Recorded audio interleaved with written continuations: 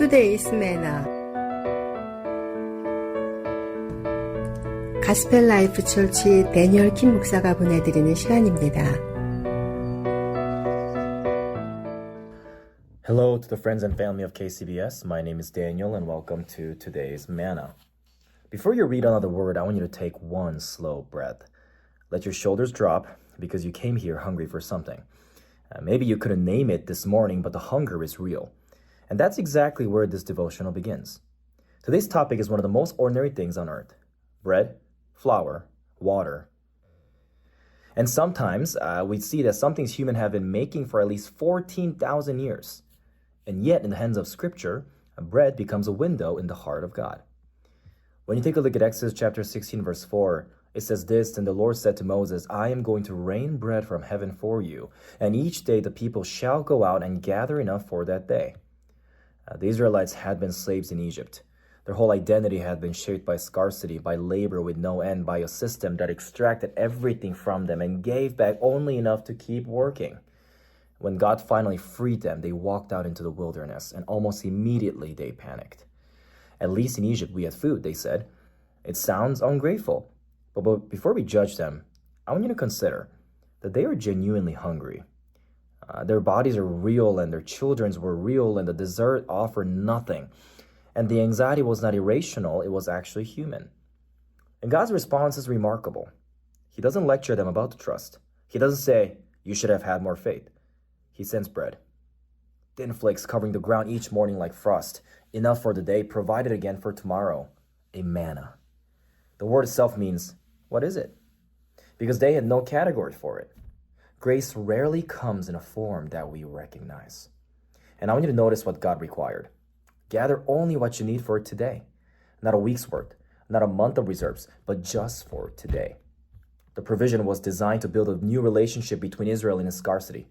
And every morning they wake up had to trust that the bread would be there again. And every morning it was Jesus saying, "Hey, I'm the bread of life. Whoever comes to me will never be hungry. And whoever believes in me will never be thirsty." You know, Jesus actually says this statement after he feeds 5,000 people with 5 loaves and 2 fish. The crowd had followed him across the lake.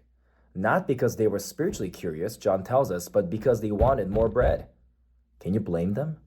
It was extraordinary, miraculous, and they wanted the meal to continue.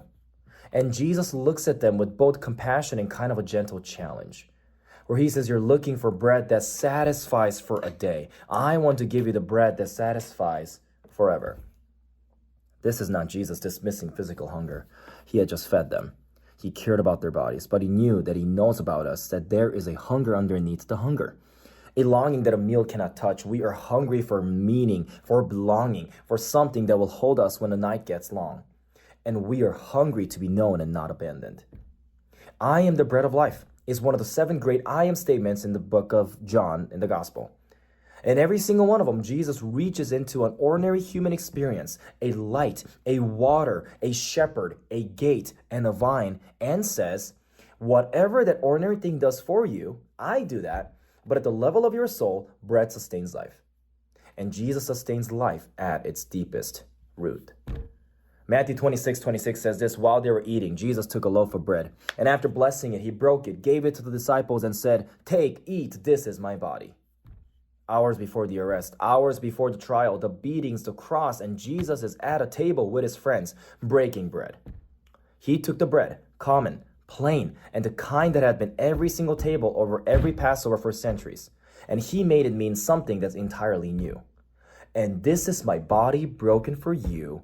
Do this in remembrance of me." And he was about to give himself completely, and he chose to give a bread as a sign of his body. I want you to realize here, the next time you sit down to eat, even though it's something small, even though you were alone, even though you're in a hurry, you have an invitation to slow down just for a moment and to remember where provision comes from, to notice the ordinary miracle of sustenance, and to let that moment be a small act of communion with the God who gives bread. 지금까지 가스펠라이프 철치의 데니얼 킴 목사였습니다.